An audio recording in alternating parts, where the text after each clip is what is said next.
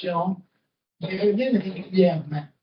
Alors, ce qu'on a voulu faire, Georges et moi, c'est tout simplement mettre des questions et faire ça en lien avec justement le contexte économique. Mais on veut que ça soit semi-interactif dans le sens que si vous avez des questions, allez-nous, puis ça va nous faire plaisir d'y répondre à ce moment-là. Okay? Non, ça va être Parfait. Donc, donc le sujet de de cette présentation, c'est est-ce que les marchés actuels sont surévalués? Est-ce que tout le monde m'entend bien? Parce que je parle. Oui, parfait.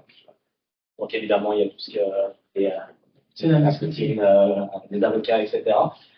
Parlons de la performance des marchés tout d'abord, pour mettre un petit peu le contexte sur la situation actuelle.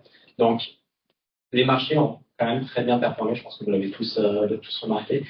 Certains marchés se sont plus mieux comportés que d'autres. Pour une rare fois depuis plusieurs années, on constate que le marché américain, depuis le début de l'année, est celui-ci qui performe le moins bien, donc avec son 11,10%, donc c'est la colonne tout à droite. Au milieu, on vous a mis aussi la performance au niveau du mois de septembre. Donc, juste pour vous mettre en contexte sur la belle plus-value qu'il y a eu juste sur un mois. Et on constate que le marché américain a doublé juste au mois de septembre avec une performance de plus de 5%. Donc, un contexte quand même particulier par rapport à ça. D'autres marchés qui se sont bien comportés, on a le marché émergent, on va en parler tout à l'heure, les marchés internationaux également. Et on voit aussi que les obligations, donc malgré le 2,8% que vous voyez de rendement depuis le début de l'année, le plus gros de la performance provient du mois de septembre. Pourquoi? Tout simplement à cause des anticipations de baisse de taux qu'il y a eu hier, justement, donc ce qui explique l'augmentation par rapport à ça. Donc, le marché canadien, très bonne année, 23,9%. On va en discuter tout à l'heure. Une des raisons qui on a vu cette augmentation, c'est surtout grâce à la performance que l'or a eue. Donc, je pense que tout le monde l'a vu, puis c'est celui qui va venir. On va en discuter plus tard aussi. Donc, au niveau de comment le marché se comporte depuis le 1er janvier, on le voit bien. Donc, on voit exactement les actions mondiales, donc surperformer les obligations qui sont quand même pas mal stables. L'importance, et puis on va en discuter tout à l'heure, on parlait du portefeuille 60-40 tout à l'heure, donc 60-40 avec 60% d'actions, 40% de revenus fixes. On voit ici en avril 2025 la baisse qu'on a subie. Je pense que c'était assez radical au niveau du portefeuille d'actions mondial.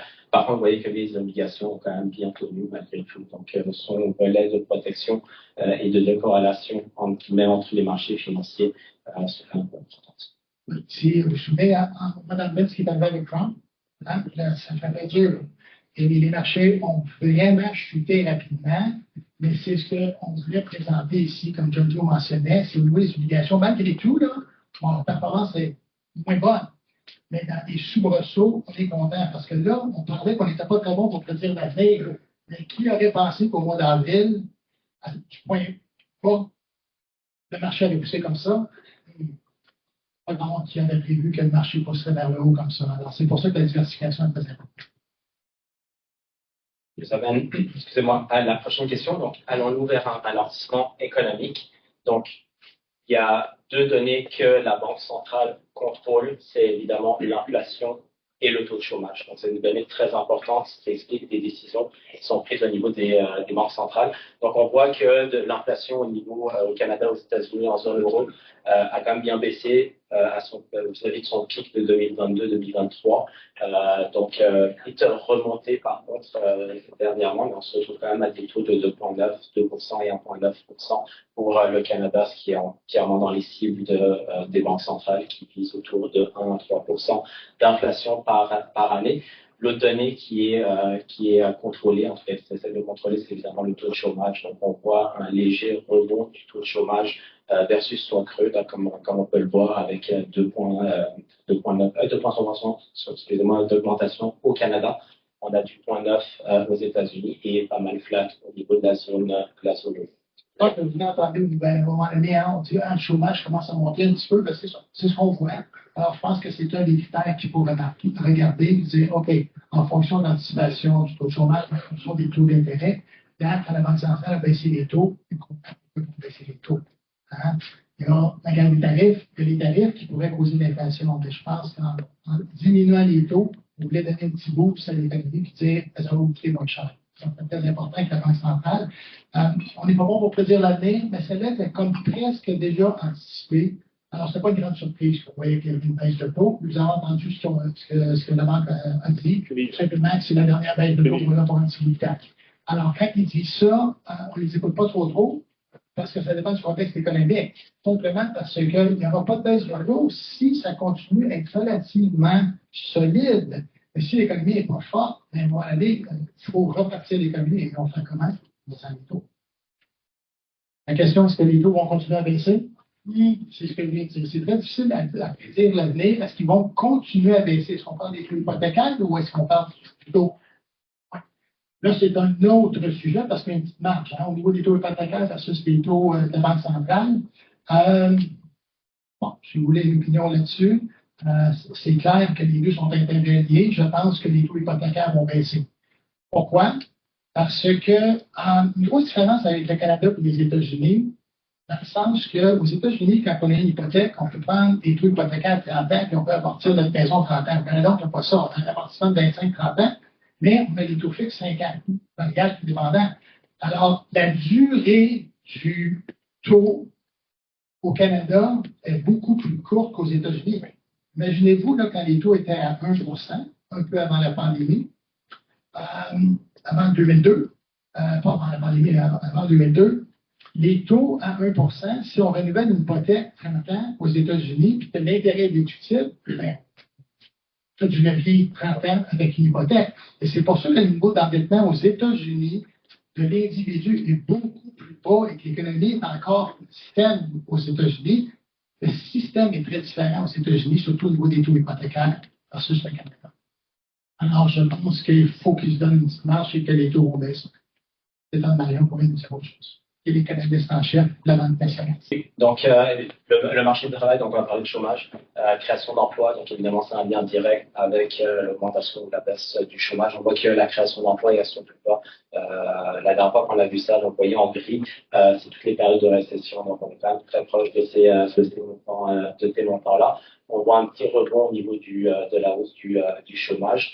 Par contre, ce qu'on voit aussi, c'est que plus la création d'emplois baisse, ça a un impact direct aussi au niveau des compagnies, donc beaucoup moins de masse salariale aussi pour ces compagnies-là, donc ça a un effet quand même positif au niveau des compagnies.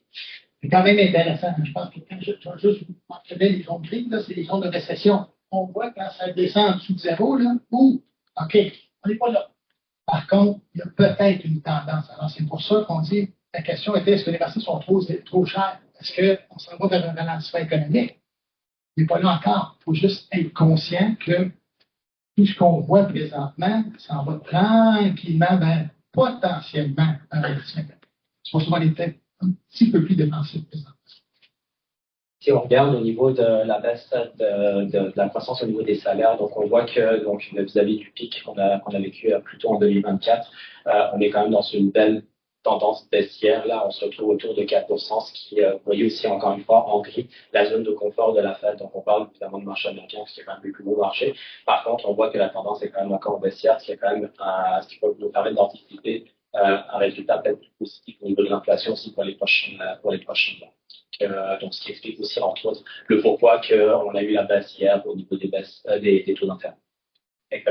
Un autre point important aussi au niveau du calcul de l'inflation, c'est le pétrole. Donc, on voit que c'est quand même une belle tendance baissière depuis octobre 2023. Un petit rebond là qu'on voit depuis la semaine passée suite aux sanctions américaines au niveau du pétrole russe. Par contre, rien d'inquiétant à ce niveau-là. Donc, le potentiel au niveau de la baisse va continuer à ce niveau-ci. Si on regarde au niveau de... Ouais. J'aime beaucoup. Ouais, quand tu vas Il faut que j'aille répondre une chose sur celle-là. Le prix du baril de pétrole, il va à 65 $. Qu'on prenne le Brent ou le crude, là, il y a différents prix. On a fait une recherche en tournant en arrière. En 2006, il y a 20 ans, quel était le prix du baril de pétrole?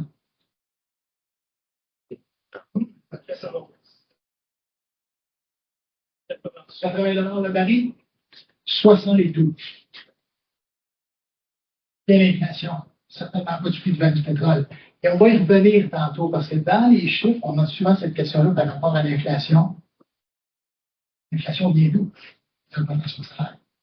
des coûts de production, mais certainement pas du prix du baril de pétrole, de la matière première. Super intéressant. Le dollar canadien, les amis du US, encore très lié à ça.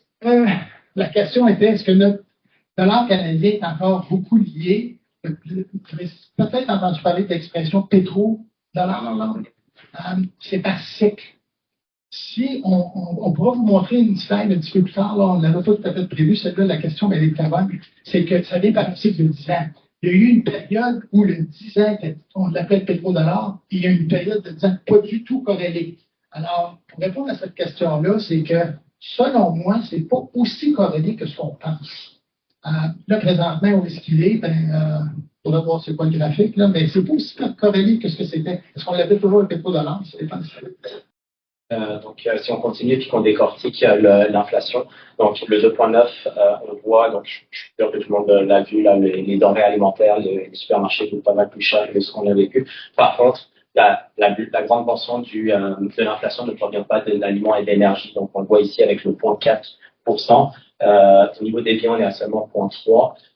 Le plus gros de l'inflation provient du service. Et le service est directement relié aux salaires. Donc, les salaires entraînent une hausse des prix qui se reflète sur les prix de l'inflation. On pensait qu'à l'épicerie, ça coûte plus cher. Aujourd'hui, c'est pas très, très cher. C'est juste que le coût, dans la courbe rouge, c'est que le coût se maintient. C'est pour ça que ça coûte encore très cher dans les commentaires. Mais l'inflation est relativement sous contrôle. Qu'est-ce que ça veut dire? Est-ce qu'il y a très haut dosement? Les tons, tout ça. Bonne question. Quelle langue qu'on va prendre à la base au logement? C'est parce que, bon, OK, je vais essayer de répondre en macro plutôt qu'en micro, pas parce que je ne veux pas rentrer dans le micro, peut-être que ça va m'amener dans le micro. Les cycles immobiliers sont 20 ans. Alors, le rendement moyen de l'immobilier depuis 100 ans, c'est 5 de rendement. Alors, souvent, on entend parler que l'immobilier, c'est le meilleur investissement depuis les 10-15 dernières années. C'est tout à fait vrai. Pourquoi? Parce qu'on était vers la bulle, le cycle final. On a une slide. Est-ce que c'est la prochaine? Non, c'est On va attendre. On va montrer un petit peu au niveau de la crise du logement ce qu'on entend. Et on va le mettre en relatif par rapport à 2016, où est-ce qu'on était. Okay? Alors là, la crise du logement, c'est la question je te dirais, qui tue, là, parce que est-ce qu'il y a une pénurie de logement? Je pense que les faits, c'est là. On ne peut pas le dire, il manque du logement. Souvent la question, est-ce que mes enfants vont être capables de se permettre d'acheter une maison? Là, celle-là, je la réponds tout à d'une manière un peu différente. Dans les années 80, quand le prime était rendu à 21,75, on était capable de s'acheter une maison à 21,75. Aujourd'hui, les taux sont à 4.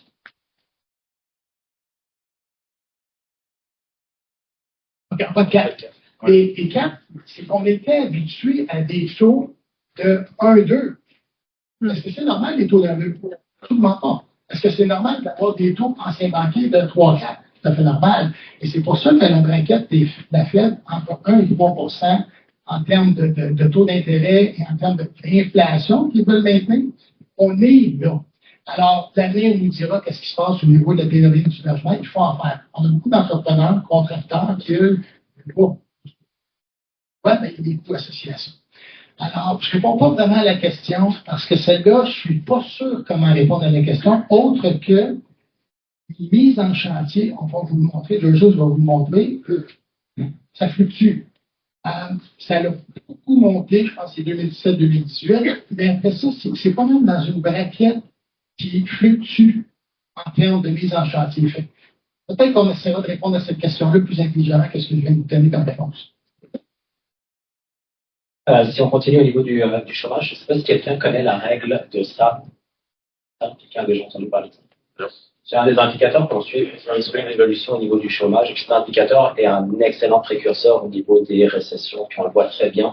Lorsque vous voyez en bas, donc quand les courbes montent au-dessus du point 5, donc c'est l'indicateur de récession, c'est les zones en crise, donc on est en période de récession. Donc la bonne nouvelle dans le contexte aujourd'hui, c'est que on se situe bien en dessous de ce montant-là. On l'a topé vers la fin 2024. Donc On va regarder aussi tout à l'heure au niveau des probabilités de récession à ce moment-là, et puis ça va justifier que pourquoi on parlait de récession à ce moment-là. Et aujourd'hui, on est loin de tout ça.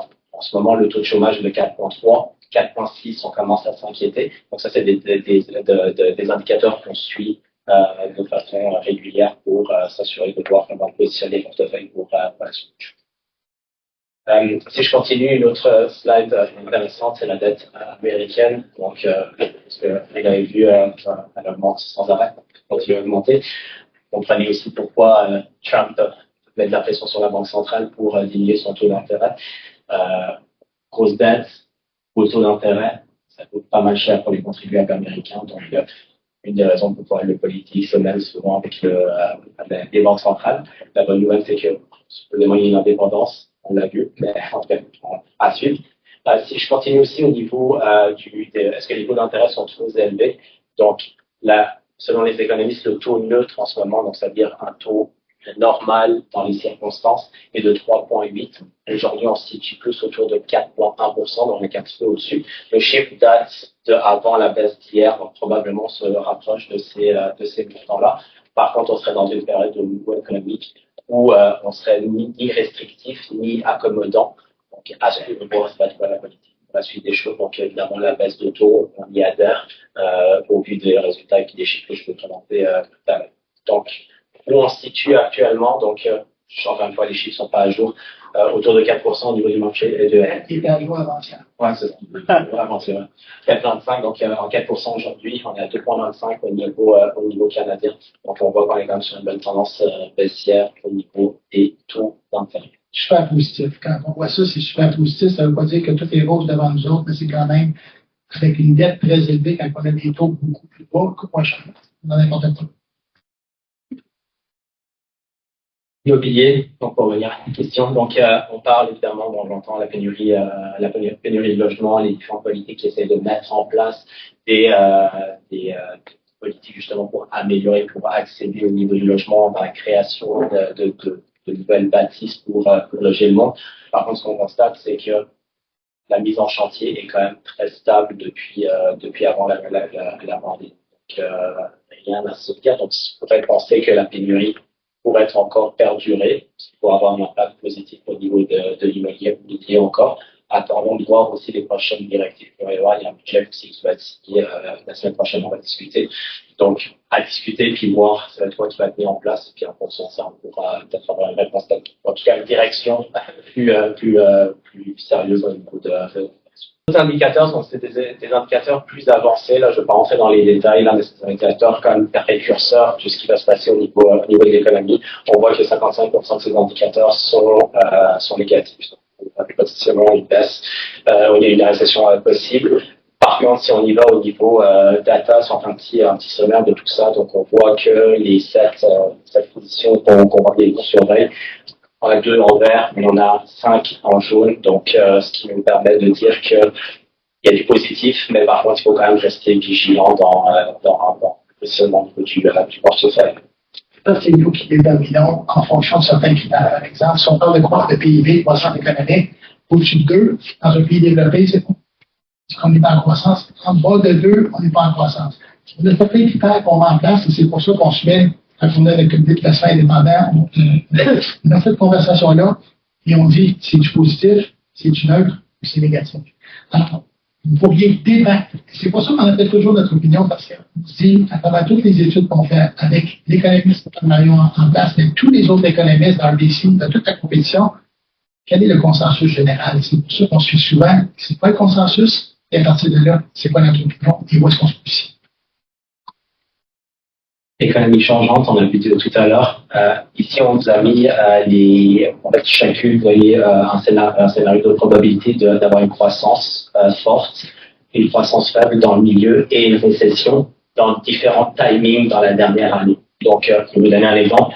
En septembre 2024, on voyait que le scénario de base était une croissance faible à 50%. C'est le premier, je peux le montrer. Et on avait un scénario pessimiste à 40%. Donc, risque de récession beaucoup plus important à ce moment-ci. Et on avait seulement 10% au niveau de l'optimisme. On parle d'un an. Évidemment, ça va être long terme. On regarde aujourd'hui donc le scénario au niveau de la croissance faible et c'est celle qui l'emporte encore. Donc les scénarios de base au niveau des probabilités il y a un an est toujours d'actualité aujourd'hui. Par contre, le volet de la récession est passé de 40% à seulement 15%. Donc on suit ça, puis c'est ce qui nous permet de réajuster les portefeuilles selon les données. C'est pour ça que quand on parle toujours de probabilité, c'est que on vient toujours, la personne peut prédire l'avenir, mais les probabilités, regardez comment ça peut varier. Alors, des fois, ça peut arriver quand on pose la question, on dit qu'est-ce que vous en pensez, on dit ça en croissance, on dit ça en ralentissement. On suit beaucoup à ça, mais regardez la divergence juste dans un an. Et c'est pour ça que souvent, quand on discute avec vous, on dit un an, c'est vraiment court terme. Pourquoi j'allais juste en fonction de l'an? On va réajuster la répartition d'actifs en fonction du contexte et des probabilités. Giorgio l'explique excessivement bien. Regardez, quand vous passez de 40% à 15%, ça nous donne une tendance où on est plus confortable dans notre répartition d'actifs de faire des ajustements, peut-être un petit peu plus volatiles que nous. Prochaine question. Est-ce que les marchés boursiers sont trop dispendieux? Si on pose la question, c'est quoi? Faut le faire ou pas? Oui. Forward PE, Forward PE sont trop. Forward PE, c'est co-bénéfice. On va discuter. En fonction des profits anticipés. C'est vrai que le problème, les magas, On va en parler des viennent, c'est un excellent point. Est-ce que vous l'entendez dans les médias? Hein? Bien de chez Léo. Bien de chez Léo. Alors, il faut juste faire attention quand on écoute les nouvelles. Sauf que ça. Alors, on parle toujours d'un indice de marché global. Il y a toujours des opportunités parce qu'il y a beaucoup de secteurs qui ont été en récession. Donc, le prix des actions, comme vous le savez sans doute, est une anticipation des revenus futurs d'une compagnie qui sont ramenés à aujourd'hui. Donc, si on regarde les anticipations qu'il y a eu dans les dernières années, donc en 2024, on avait une croissance des revenus qui ont été de 5,2% pour la moyenne des compagnies américaines. En 2025, on se situe autour de 6,8% et les anticipations des spécialistes, des analystes est de 7,5%, ce qui fait en sorte qu'il justifie en quelque sorte la poussée qu'on a actuellement. Par contre, ce qu'il ne faut pas oublier, et là, c'est la ligne qu'on vous a rajoutée. En bleu, vous voyez vraiment la croissance des profits réels des compagnies. Et en rouge, vous voyez les prévisions sur les 12 prochains mois. Donc, vous voyez qu'il y a quand même une certaine disparité. Donc, c'est pour ça qu'il faut faire attention aussi avec les chiffres qu'on a au niveau du positionnement qu'on a. Donc, à court terme, oui, il pourrait y avoir de la variation. Les anticipations de profits ne sont pas au rendez-vous pour certaines compagnies. Parfait exemple, Meta hier, parce qu'on l'a tous vu. Et au niveau du Max Level, on va en discuter tantôt aussi. Et vous voyez quand même que la tendance est cohérente avec les chiffres, qui est avec complètement une autre firme, complètement indépendante. Alors, Faxet me disait, écoute, l'anticipation va être bonne, ça nous dit, on verra ce qui est arrivé, mais on aime ces tendances-là. Alors, encore une fois, malgré qu'on touche des hauts,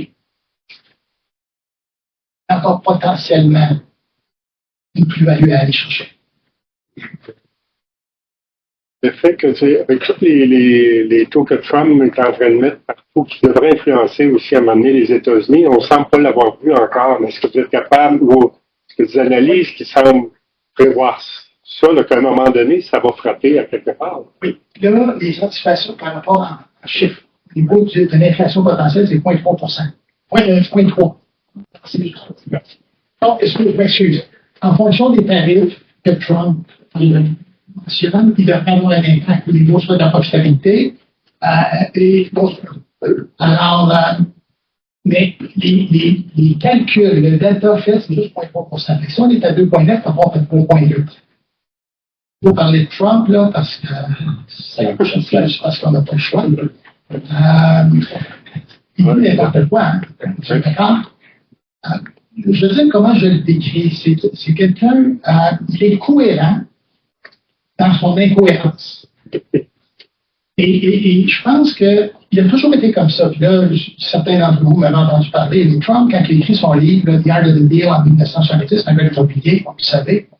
On peut peut-être en doute ses capacités, mais dans les années 70, quand il a écrit son livre, lui, c'est quelqu'un qui négocie Il faut que quelqu'un gagne et que l'autre perde. Il faut que ce soit lui qui gagne. Alors, quand il nous raconte, puis vous allez voir, ah ben, il est là. Dans le drill, là, tout le monde a pas peur. Vous avez vu tantôt, quand on vous a montré la flèche que moi, dans le drill, le marché aussi a planté, là, ben, planté. Alors, ça, maintenant, on vous a même envoyé un petit courriel pour vous dire, on est dessus, on est prêt. Un peu le temps de se préparer. 2 jours après le marché boursier, monter de 10% dans une journée. Dans ce temps-là, c'est bon, on va passer vite, on ne peut pas faire ça. Il dit n'importe quoi. Par contre, les tarifs actuels, parce qu'ils varient, ils changent, là, il y a pas de la Chine, c'est clair. Mais alors, c'est le point 3 seulement d'inflation. C'est à 2,2 qu'on parle à 2,2. On est encore dans un range. On est dans la braquette supérieure de ce que les banques centrales souhaiteraient être à 3,2. On est encore correct. Alors, c'est le data qu'on a. Et Jojo, je le laisse aller parce qu'il l'explique bien mieux que moi parce que les tarifs, ça va plus fort. En fait, ça intéresse. Ouais, ça intéresse sa part. Donc, il y a aussi un volet de crédibilité là qui est en jeu aussi par rapport à tout ça. Des deals qui, surtout de derniers voyages en Asie là, qui ont. Parce que je pensais que vous m'entendez. Non, c'est ça. Donc, il y a le voyage en Asie qui a fait en sorte que. Je pense qu'on ne m'entend pas. Je m'excuse. Donc, voyage en Asie. Il y a des deals qui ont été signés, on a vu la Corée du Sud, et quelques deals aussi avec le niveau de la Chine, pas complet, mais au moins on suit la situation de près. Donc on voit qu'il y a quand même une ouverture au niveau des négociations qui sont faites, donc c'est quand même encourageant, puis aussi puisque les marchés n'aiment pas, c'est ce qu'on peut pas anticiper. Donc le fait d'avoir un deal qui se conclut, on sait vers quoi on s'en va, et les compagnies vont pouvoir se positionner en fonction et pas arriver sur une abstraite. Ça, c'est quand même quelque chose de très important à mentionner. Encore une fois, quand tu essaies d'anticiper 10 ans à l'avance, c'est difficile par rapport au tarif, c'est la question. OK. C'est difficile. Tout se calcule dans le data. Est-ce que ça va être très proche de la réalité? Ben, mon expérience va dire que non. C'est beaucoup trop loin dans le temps. On n'est pas capable de prédire 10 ans à l'avance. On peut penser qu'on est capable de dire 10 ans à l'avance. Parce que si, je vais donner l'exemple du pétrole. Pourquoi j'aime beaucoup parler du pétrole? En 2000,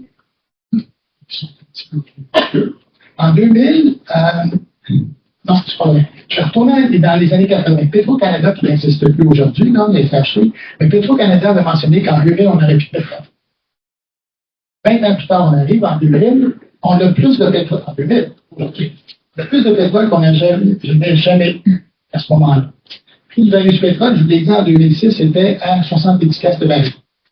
25 ans plus tard, on arrive, le prix du baril du pétrole est dans votre 65 piastres. Et comment qu'on peut prédire l'avenir quand on dit qu'on aura plus de pétrole dans les années 80, qu'en 2025, 40-50%, on a beaucoup plus de pétrole qu'on n'a jamais eu? Parce que la technologie a changé. Le fracking qui va aller chercher du pétrole de base, est-ce que ça va arriver?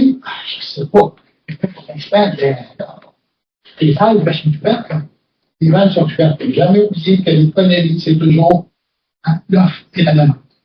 On est ici, là, la Navy décide de fermer la valve. Qu'est-ce qui va se passer au prix du baril du pétrole? Il va monter. Elle ne ferme pas, ils n'ont pas besoin d'accueil. 10 ans d'avance, c'est loin.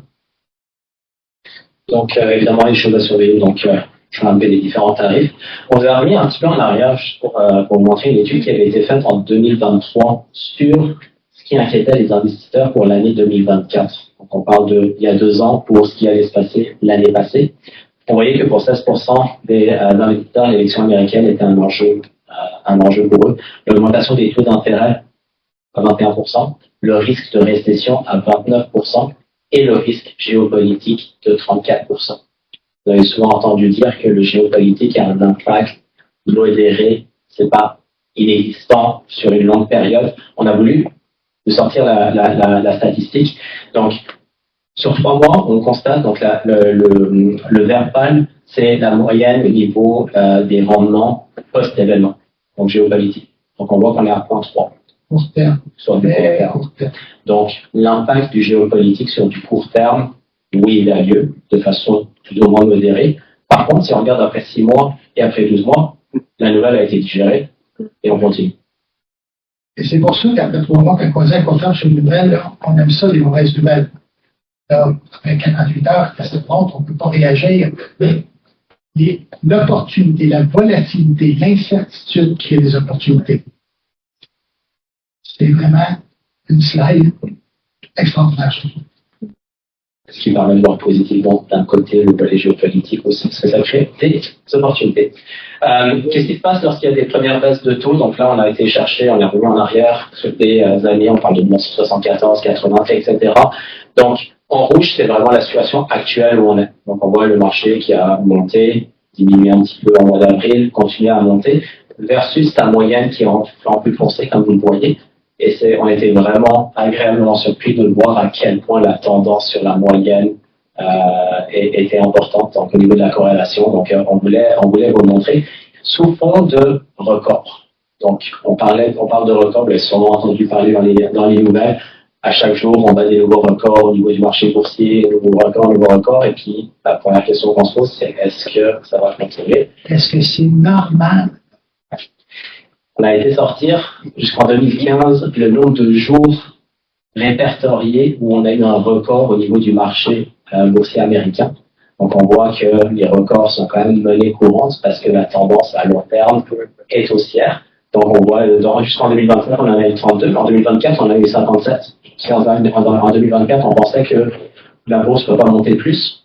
C'était vraiment trompé parce qu'il y a une 32 journées de record jusqu'en 2025. Est-ce que tout le monde comprend cette diapo-là? Non, c'est encore plus remarquable parce qu'un record sur un record. Exact. C'est pas vrai le point. Quand on entend dans les nouvelles, puis on parle des nouvelles, hey, ça touche un haut, tout le monde est excité, tout le monde en parle. En 2015-2010, de haut là haut, de haut là haut, 18 de haut là haut, c'est pour ça que la fait 62. Oui, 2022, 2023, c'est normal. Ce qui est passé, la crise en 2022. Alors, c'est sûr que là, on était baissé relativement 20% plus bas.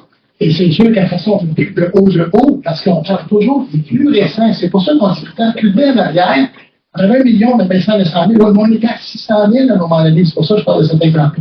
32 fois. Là, 57 fois en 2024. On touche le haut, et on touche le haut, on touche le haut. 57 fois sur 220 jours. 220 jours, on va dans le marché boursier. Cette semaine, c'est comme ça. Et l'année est pas finie. C'est bon. C'est Question? Ouais. Oui, il y a quand même une distorsion. Si on enlève les 7 magnifiques qu'on appelle, ça se laisse. Ah oui. Question. On va parler des Mag 7, évidemment. D'abord, Olympus. Si on les enlève, on ne peut pas vérifier la réussite. On ne savait pas. On s'est posé la question à savoir, donc, record sur record. Donc, qu'est-ce qui se passe sur les marchés financiers lorsqu'on touche un record? Bon, on voit que sur 3 mois, 6 mois, 1 an et 3 ans, les performances sont assez extraordinaires. Merci. Donc, on parle de continuité au niveau de la performance au niveau des marchés versus la moyenne sur des périodes plus complexes. Est-ce qu'on peut se mettre content? Non. Ratio court-bénéfice, donc c'est le nombre de fois où les compagnies se transigent en moyenne.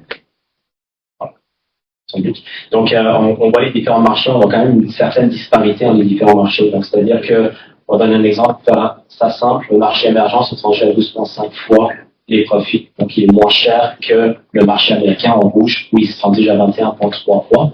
Puis entre deux, on a les marchés internationaux qui se transigent à 16,8 fois. Donc c'est des données qu'on suit énormément. On va vous les sortir individuellement. Et si on arrive à la fin, quand on parle de gestion de portefeuille, en fonction de ce que vous venez de voir, marché émergent, marché internationaux et S&P 500, est-ce qu'on devrait augmenter notre pondération des actions américaines dans le portefeuille? On devrait peut-être augmenter ceux qui sont un peu moins chers. C'est ça qu'on essaie de présenter ici. C'est ambitieux. Donc, si on y va au niveau du marché canadien, donc on voit qu'on se situe un petit peu au-dessus. Donc, la moyenne ici se situe autour de 15 fois les bénéfices. Donc, évidemment, ça fluctue dans le temps.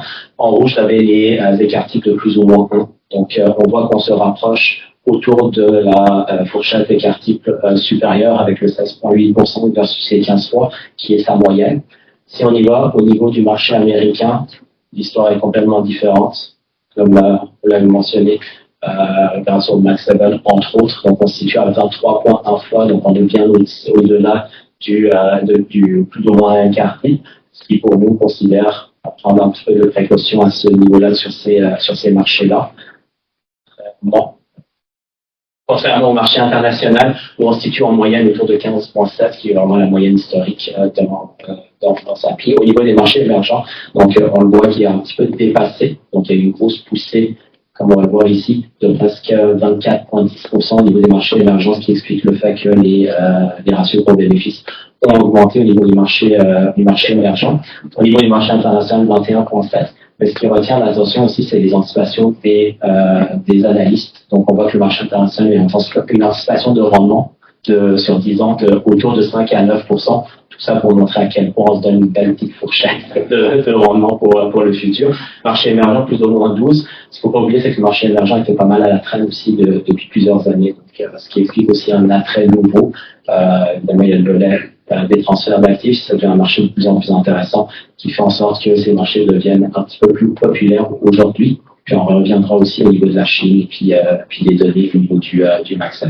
Pour revenir à la question du Max 7, justement, on va parler, mais c'est sûr qu'un co-bénéfice, peut-être une fois les profits, quand que le Max 7, puis là, je n'ai pas les derniers chiffres, mais le Max 7 nous a donné à peu près 50% de la performance. Alors, c'est sûr que ça pousse vers la hausse, que quand on regarde 7 titres sur 500, donc 493 titres, qui représentent la moitié de la performance du co-bénéfice, il faut se poser la question. Et quand on rencontre tous nos gestionnaires, et même les économistes, mais les gestionnaires surtout, parce qu'ils sont sur le terrain, ils disent tout le temps, le marché américain peut continuer de monter. Là, il est cher. Si on regarde, il est trop cher. Par contre, il peut continuer de monter si la technologie et l'intelligence artificielle continuent de battre des records et c'est pas fini. Alors, c'est pour ça qu'on est un peu sur la clôture de dire est-ce que c'est sûr que c'est pas fini, ça commence. Par contre, est-ce que le marché est cher? Si on exclut les Max 7, il n'est pas si cher que ça. C'est ça, je pense, la question que tu posais. On va venir au Max 7. Donc, comme je l'expliquais tantôt, donc le prix d'une action et l'anticipation des revenus futurs. Ce graphique, on l'a trouvé super intéressant parce que ça démontrait à quel point en orange les profits, les profits anticipés au niveau des Max 7. Donc 2023, on voyait qu'ils étaient sur plus haut et qui décollaient complètement du reste du marché. Donc on parle des 493 autres compagnies. Par contre, ce qu'on voit comme tendance depuis 2023 suite à son pic, c'est que ça a tendance à se réajuster à la moyenne du S&P 500, ce qui nous permet de prendre un petit peu de précaution vis-à-vis de ça pour une possible surévaluation. Pour les vieux de la vieille, est-ce que vous avez déjà entendu parler du titre de Nortel?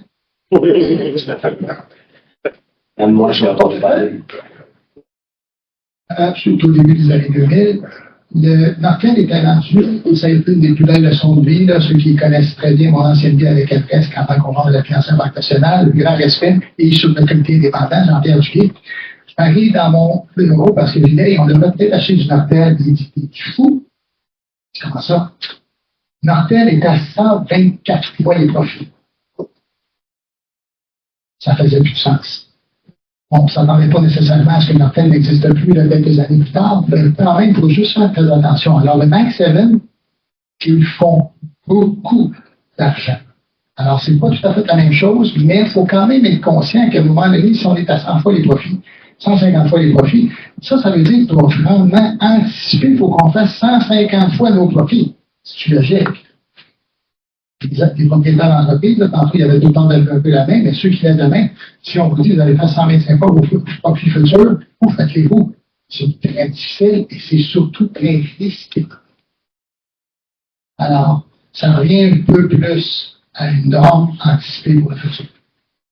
Après les annonces de cette semaine? Non, OK. C'est au niveau de l'évaluation des points individuels. Donc, quand on parle des Max 7, donc Alphabet, Amazon, Apple, on a Meta, on a Microsoft, Nvidia et Tesla. Donc, on voit quand même une grosse croissance là depuis la COVID, surtout là depuis 2020. Donc, une augmentation assez importante. Il nous a amené à nous poser la question, est-ce que c'est justifié tout ça? Donc, on a sorti un exemple, on a sorti Nvidia. Pour ceux qui ont l'habitude de regarder au niveau plus analytique au niveau des stocks. Et ça, c'est un logiciel qu'on utilise qui s'appelle Innovestor, Stock Pointer pour les anciens. Donc, ça nous permet de suivre l'évolution au niveau du fondamental des compagnies. Donc, si on regarde Nvidia, en ce moment. Donc, on voit la ligne orange, c'est le NOPAT. Le NOPAT, c'est les profits après taxes. Donc, on les voit qu'elles sont en évolution, ce qui est un de nos critères pour considérer un titre. Donc, c'est vraiment la ligne orange. Si on regarde la valeur économique ajoutée, la ligne verte, on voit qu'elle suit aussi. Je ne vais pas rentrer dans la technicalité de ce que c'est, mais en gros, au niveau du prix qui a suivi, qui est tout à fait logique au vu de ces chiffres-là. Valeur de croissance à droite, donc ça, c'est vraiment quelque chose de très important pour nous. On se situe à 87 fois. 87%, excusez-moi, 87%. Notre critère est 25. Qu'est-ce que cela signifie? C'est qu'une mauvaise nouvelle a un impact majeur sur le titre en question. Donc, on parlait de méthode tantôt, on a vu les résultats, c'est quelque chose qui m'a annoncé, ça planté complètement. Exact. Alors, avec une valeur de croissance sur LGV très élevée, 25 que Giorgio mentionnait, là, on est à 83 fois. Et quand on est rendu si haut, ça ne prend pas grand-chose pour que le titre baisse. Ça ne veut pas dire que le titre va baisser. C'est juste, par exemple, pour nous, quand on regarde le fondamental, il est peut-être un peu étiré. Alors, ça ne prendrait pas grand-chose pour que le titre puisse baisser. 80 fois, assez rapide, assez drastique. Mais regardez la courbe du cours, là. C'était en 2021 à 20 ou 5 il vaut 180, mais ceux qui ont fait un split, je pense que c'est 10 pour 1. Ça veut dire que c'était 2000 piastres le stock. Alors, ça a excessivement monté parce que la profitabilité était là. Et son rendement sur le capital, juste pour le donner des perçus, notre critère de base, c'est 15 fois les profits. 15 fois le rendement sur le capital. Il est à 75 fois le rendement sur le capital. Ils ne font pas faillite demain matin. C'est encore la chose. Est-ce qu'il y a beaucoup de monde ici qui regarde des analystes, certains analystes, je ne sais pas l'importance desquels, là? Comment souvent vous voyez un analyste qui va vous dire de vendre? Ça, c'est plus vers la rétention que vers l'achat ou l'autre. Un ou achat. C'est ça. On va très rarement. Ça ne nous faut pas. Parce que les analystes sont payés, hein, les institutions financières sont payées pour faire l'analyse de ce titre-là. On a ce qu'on appelle Accountability Research. C'est une firme complètement indépendante et c'est un réajout. C'est pas juste ça qu'on fait, c'est vraiment notre analyse de stock. Ça fait 25 ans qu'on utilise Stock Pointer ou InnovaStar aujourd'hui parce que jusqu'à la fin du compte, ça nous a fait la job. Un analyste, quand il nous dit ça, pour nous, on lui poserait la question, pourquoi tu recommandes et c'est quoi la gestion en risque par rapport à ce titre-là? C'est aussi simple que ça. Alors, c'est pour ça que c'est notre opinion. On peut se tromper. On est super confortable. Et pour ceux qui sont avec nous là, dans nos choix de titres depuis 25 ans, pas toujours parfait ce qu'on fait. On en manque énormément. Par contre, en termes de gestion de risque aujourd'hui, MBA, tout le monde dit ce qui est beau, l'offre et la demande. Si le monde l'achète, il va monter. À un moment donné, à tous les 3 mois, il n'y a pas des prévisions de profitabilité. Pourquoi maintenant il y a baissé? Parce qu'il n'a pas atteint ses objectifs. Si NVDA n'atteint pas ses objectifs, très confortable de dire, il va baisser de X, aucune idée, mais il baisse. Le risque est beaucoup plus élevé aujourd'hui dans les immobiliers dans notre portefeuille. Si on l'achète à 5 piastres, regarde. À moins qu'il soit une trop grosse portion de notre portefeuille. Laissez donner une gestion plus. Donc, ça nous a amené à voir aussi c'est quoi les risques qui peuvent être associés. Donc, OpenAI, je pense que tout le monde connaît, maison mère de ChatGPT. Aujourd'hui, est le noyau d'un écosystème qui englobe parmi les plus grands Max Level. On parle des Apple, on parle des Microsoft, du Alphabet, du Google, etc. Donc, tout le monde a un lien plus ou moins direct ou indirect, soit en investissement, que ce soit en collaboration. Donc c'est ce qui permet aussi de définir aussi le risque qui peut être engendré au niveau de l'intelligence artificielle et la spéculation qu'il peut y avoir au niveau de l'intelligence artificielle. Au niveau des investissements globaux, donc on voit que les États-Unis est de loin le plus gros investisseur au niveau de l'intelligence artificielle depuis 2013, donc ça date pas de hier. On a presque 5 fois plus que la Chine. Évidemment, avec la Chine, on peut prendre avec des petites pincettes les chiffres qu'on nous donne. On l'a vu, soi-disant, avec DeepSeek, qui est le moteur, le concurrent du ChatGPT, au mois d'avril, qui, soi-disant, a été créé avec beaucoup moins d'investissement. Donc ça, c'est des choses qu'on surveille énormément, qui a expliqué la baisse aussi, donc du mois d'avril. Je vais vous poser la question, là, Jojo, c'est la quiz de l'intelligence artificielle. On se pourrait que vous décidez de J'utilise beaucoup, là, c'en est la preuve. Donc, la première classe que j'ai eue, c'est de poser la question à Copilot, à savoir si OpenAI, donc la maison mère de ChatGPT, était une entreprise rentable. Ça, c'est la première chose. Et puis, mentionner, c'est un des critères principaux au niveau de la sélection des titres. Évidemment, elle n'est pas cotée en bourse. C'est quelque chose à prendre en considération. OpenAI n'est pas encore rentable. Ça lui coûte, elle a 3,7 milliards de chiffre d'affaires. Je vais vous résumer un petit peu tout ça. 3,7 milliards de chiffre d'affaires pour près de 5 milliards actuellement de dépenses. Et les dépenses continuent à augmenter à cause de l'avènement de l'intelligence artificielle. Donc, est-ce que demain matin, OpenAI pourrait être profitable? Faible probabilité. Ça lui coûte plus de 700 000 $ par jour juste pour fonctionner. Et ce montant-là ne cesse d'augmenter. On va regarder plus tard au niveau des investissements, on va parler des centres de données. Prochain sujet, est la fin du portefeuille 60-40.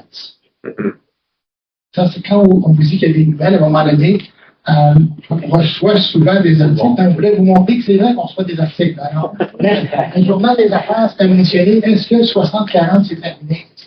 La réponse, c'est non. La réponse, c'est non. C'est pas terminé, 60-40. Par contre, c'est différent. Les fameuses obligations qu'on parlait, il en faut pour la sécurité des gens, mais on est en train de faire un revirement du 60-40. Je crois que c'est pourquoi la question est d'actualité, c'est que depuis 2012, on voit ici en vert, c'est le marché, et qui en jaune, c'est la corrélation qu'il peut y avoir avec les obligations. Donc, on voit que la tendance est assez importante et positive. Donc, on voit que de plus en plus que les obligations et les actions sont de plus en plus corrélées. Donc, c'est pas quelque chose qui date d'hier, c'est quelque chose qu'on suit quand même régulièrement, et les premiers à avoir fait ces premiers changements, on voit les différents fonds de pension. Là, on a l'exemple de la Caisse de dépôt et placement du Québec. Donc, si vous voyez ici en rouge et en jaune, c'est le volet actions et obligations que la Caisse de dépôt a dans son portefeuille. En noir, c'est tout le volet alternatif. Qu'est-ce que le volet alternatif? L'alternative, donc ça englobe pas mal de choses. Donc l'idée d'avoir du alternatif, c'est des produits qui sont un petit peu moins corrélés, beaucoup moins corrélés que les actions et les obligations. Donc l'idée d'avoir du alternatif dans vos portefeuilles, c'est pour améliorer le revenu et la stabilité du portefeuille. Donc ça permet de vraiment donner de la flexibilité sur différentes catégories d'actifs. Donc on voit, je donne un exemple, là, il y a l'immobilier, il y a le private equity, on a les options, on a les commodités, on a etc. etc. Pourquoi on discute de l'alternative? Pourquoi on en rajoute? Ici, on voit la corrélation, donc en vert, entre les différents produits que vous pouvez avoir dans un portefeuille traditionnel, obligataire et actions dans différents marchés. Donc, on voit que la corrélation est de plus en plus importante avec le nombre de verts qu'on voit ici. Et tout à droite, qui est en train de le montrer, on voit la corrélation qu'il peut y avoir avec le marché canadien. Tout à droite, là, on l'a écrit, il est autour de 0,2 à 0,4%. Quasiment aucune corrélation, et SPV, qui est le panier obligataire, est complètement décorrélé du portefeuille interne. Quand on parle de corrélation rapidement, c'est simplement que positivement corrélé, c'est que ça bouge dans le même champ tout le temps, qui va dans la même direction. Quand c'est vert, c'est pas ça qu'on veut. Quand on veut une gestion de portefeuille, pour diminuer le risque, on veut que ça soit non corrélé. Et c'est pour ça que la portion alternative, la portion obligataire, on l'a diminué tranquillement pour faire un changement. Alors, aujourd'hui, si je vous dis, vous allez avoir 2,5% au niveau des obligations, au niveau du marché monétaire, c'est moins intéressant que si on peut avoir des stratégies alternatives qui vont nous donner du 5-6%. C'est ça l'objectif. Oui. C'est bien. On va revenir tout à l'heure. Donc, c'est quoi les différents secteurs qu'on peut voir dans l'alternative? Donc, il y a le volet agriculture, on a de l'énergie, on peut avoir des métaux précieux, des métaux de base, de l'immobilier, puis tout le volet utilitaire dans l'objectif de diversifier le portefeuille, protéger contre l'inflation, stabilité à long terme et des revenus potentiels beaucoup plus élevés, sachant que les taux n'arrêtent pas de baisser. Les obligations sont de moins en moins intéressantes, ce qui nous permet de réallouer cette portion-là dans le volet alternatif. Là, les actifs réels, on met de l'or. Vous savez, là, ceux qui nous connaissent de longue date, on met pas d'or. Tu parlais d'or, on va parler de monter. L'or est parti en fou. Est-ce que l'or est parti? Est-ce qu'elle va continuer de monter? C'est pas vraiment, mais dans l'actif réel, on a une portion à l'autre. Alors, c'est tout simplement pour vous dire qu'on doit penser à vous et on a mis de l'or dans le portefeuille. Ça n'a pas beaucoup d'impact parce que c'est un petit pourcentage. Le volet énergétique, donc ça vient dans la discussion au niveau de l'alternatif. Donc il y a un besoin immédiat, c'est par l'intelligence artificielle entre autres. Donc il y a le volet aussi du gaz naturel qui vient d'actualité. On a l'énergie nucléaire, on a les énergies renouvelables. La bonne nouvelle dans tout ça, c'est que le Canada est très bien positionné versus d'autres pays. On espère que dans les prochaines négociations avec les États-Unis, ça devrait être un sujet de conversation et de négociation. J'y vais ici au niveau de la demande en électricité. Donc on voit le deuxième chiffre vert, donc à 0,5%, ça fait l'augmentation de demande en électricité entre 2001 et 2024.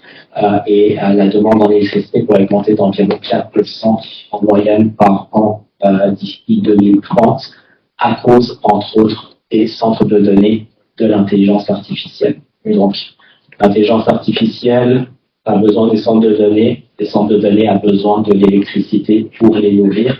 Donc, la grosse question qu'on se pose et le risque qu'on pourrait voir à travers de tout ça, c'est est-ce qu'on a la capacité de fournir tous ces centres de données dans un avenir très proche. Construire un centre de données, ça peut être plus ou moins rapide selon les pays. Par contre, créer des centrales électriques pour nourrir tout ça, c'est une paire de manches. Donc, peut-être qu'on est en train de travailler présentement, c'est l'électricité.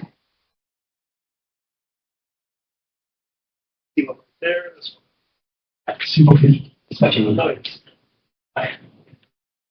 Parlons de l'or, donc je pense que c'est pas sorti. Tout le monde en parle. Donc l'augmentation du prix de l'or depuis 2022, là j'ai les graphiques, donc de façon assez exponentielle. Ce qu'il ne faut pas oublier, c'est que la demande en or est surtout due à la demande au niveau des banques centrales mondiales. Donc on voit un changement, donc on voit dans les années 80, c'est la ligne bleue au tout début, les avoirs en or dans les caisses des banques centrales versus les bons du trésor américain. Au début des années 2000, on a vu un transfert de ces réserves pour plus vers les bons du trésor au détriment de l'or. Par contre, on est en train de surveiller ça de très près, c'est que la demande en or depuis cette deux dernières années et les politiques aussi de Trump continue à augmenter de façon, donc depuis le début des années 2000, on voit de nouveau un transfert de ces actifs au niveau des banques centrales. C'est pour ça qu'on a du temps de faire de la demande. Si à un moment donné, quelqu'un est prêt à payer 4 pièces pour l'ensemble, ben, ça va être $1,000. Alors, mais il y a un revirement, il y a une demande qui est assez forte. Alors, est-ce que, là, je ne sais pas, vous avez entendu parler de Damon, qui est le président de JP Morgan, qui a dit, ça peut se rendre à 7 000 $, ça peut se rendre à 10 000 $. C'est ce que ça l'est, là. L'or américain. Exactement. Aussi, exactement. La bonne nouvelle, c'est que le marché canadien, donc vous voyez en orange ici, et la courbe de l'or en bleu, depuis le 1er janvier de cette année, est extrêmement corrélée. C'est-à-dire que même si vous n'avez pas eu le flair d'acheter de l'or en début d'année, indirectement, vous en aviez profité grâce au marché canadien, qui, soit dit en passant, est beaucoup plus diversifié pour une gestion de risque. Donc, c'est ce qui permet aussi d'avoir cette exposition-là, en plus d'avoir des proportions, comme Guy mentionnait, au niveau de l'alternative de 5% dans le portefeuille. Donc, il y a quand même un intérêt aussi d'avoir un marché canadien qui est quand même très sensible à la variation aussi de l'or, ce qui permet aussi au marché canadien, comme je le mentionnais tout au début de la présentation, de aussi bien performer, de surpasser les autres marchés. Changement systémique. Les composants, c'est parce qu'on a Barrick et des Oui. On n'a pas tant de titres d'or que ça. On voulait vous montrer un petit peu l'impact de l'offre et la demande sur le prix de deux actifs. On en parle de plus en plus, le Bitcoin, donc les crypto-monnaies, et l'offre en or. Donc, la principale différence ici, donc le Bitcoin, c'est une offre qui est limitée. C'est-à-dire que on n'en rajoute pas, on n'en crée pas des nouvelles, contrairement à l'or où, lors des extractions, on pourrait augmenter l'offre. Donc, la disparité au niveau de l'offre et la demande peut être complètement différente. Donc là, le Bitcoin a beaucoup augmenté. Pourquoi? Parce que l'offre est complètement limitée, mais la demande a été assez impressionnante. Donc, le fait de rareté a créé un engouement vers ça, ce qui a permis au Bitcoin de dépasser le 100 000 $. Donc, on voulait voir un petit parallèle juste pour vous dire quoi, si quelqu'un est prêt à acheter de l'or à 4 000 $, bah, ça vaut 4 000 $. Par contre, il se pourrait que ça fluctue en fonction d'un excès d'offre aussi qui pourrait être petit. Tokenisation, je ne sais pas si quelqu'un a déjà entendu ce terme. Ça s'en vient. Ça s'en vient. L'autre thèse. On parlera pas toujours. Bon, on parlera pas. Par contre, si vous avez des questions, on va être là pour ça. L'avantage d'avoir des alternatives dans le portefeuille. Donc ici, on le voit quand même très très bien. Donc on voulait faire le parallèle entre un portefeuille équilibré 60-40, qui est le portefeuille traditionnel, avec l'ajout d'une portion alternative au niveau du portefeuille. Donc ce qu'on constate, c'est des rendements plus intéressants, avec moins de volatilité et des revenus plus importants qui viennent compenser le manque de revenus du volet obligataire. Je mentionnais tout à l'heure. Alors, vous voyez ici, au lieu d'avoir du 3, on va avoir un petit peu plus de 7. Alors, c'est toujours le même, c'est juste qu'il y a un chiffre, un changement qui s'en va. Déviation tactique. Donc, les actions étrangères, on l'a mentionné tout à l'heure au niveau des valorisations qu'on voyait, puis les opportunités qu'on a vues, puis les rendements qu'on a eus. On a augmenté. Vous voyez ici à gauche, c'est la cible que la Financière Banque Nationale recommande pour le portefeuille. Là, ce qu'on a fait, nous, c'est qu'on a augmenté la portion étrangère à 15,4% justement parce qu'on trouvait que les marchés émergents et internationaux étaient beaucoup plus attractifs que les autres marchés. Claudine, est-ce que le 19,4 pour les Américains comprend l'infrastructure ou il est dans le 10?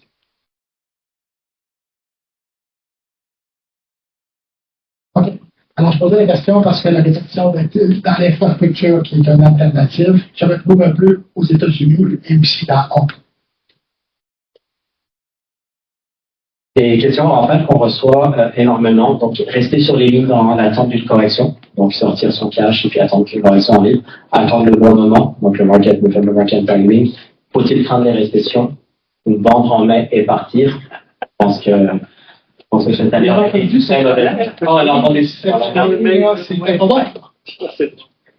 Vous savez qu'en général, de mai jusqu'au mois de septembre, le marché, en moyenne, augmente très faiblement. Alors, ça, c'est 3 années sur 4. On est dans l'année sur 4. Donc, là, on vous a remis, je pense que vous l'avez probablement déjà vu, mais l'importance de rester investi, notamment dans différentes catégories d'actifs. Donc, rester pleinement investi rapporte un rendement moyen de 8,7%. Par contre, si vous voyez de manquer les 10 meilleures journées, puis manquer les 10 meilleures journées sur une période de 35 ans, parce que la marque positive commence en 1990. Donc, manquer seulement 10 journées sur une période de 35 ans a un impact de presque 2% sur le rendement total d'un portefeuille. Si j'enlève les 20 meilleures journées, on passe à 5,2%. 30 meilleures journées, 4%. Et les 40 meilleures journées, 4%. Sur notre graphique avec excluant les 10 pays. Mais merci. Non, je ne veux pas d'or. Oui. C'est parce que le problème, c'est beaucoup plus douloureux. Hein? Ce qu'on veut quand ça va mal, c'est d'acheter. C'est ça qu'on veut regarder ici. Et jamais me sortir du marché. L'autre diapo de dire, on peut regarder l'indice, c'est quoi ça? C'est manquer les 10 meilleures journées. Mais si on a manqué les 10 pires journées, le problème, c'est que les 10 pires journées, ça vous sait. Et là, on dit, mais demain, ça va baisser. Fait qu'on va attendre. On peut jouer avec les jeux, mais c'est une très bonne question. Et c'est surtout ce qu'on veut vous montrer par la suite et conclure avec ces mots. C'est absolument, je te laisse y aller, vous savez comment ça va. Rester pleinement investi. Parce que c'est pour ça qu'on parlait tantôt de l'écart comportemental en termes de performance. Et c'est pas les émotions jouées. Et vous faites ça, vous allez faire une performance. Et on l'a tous fait.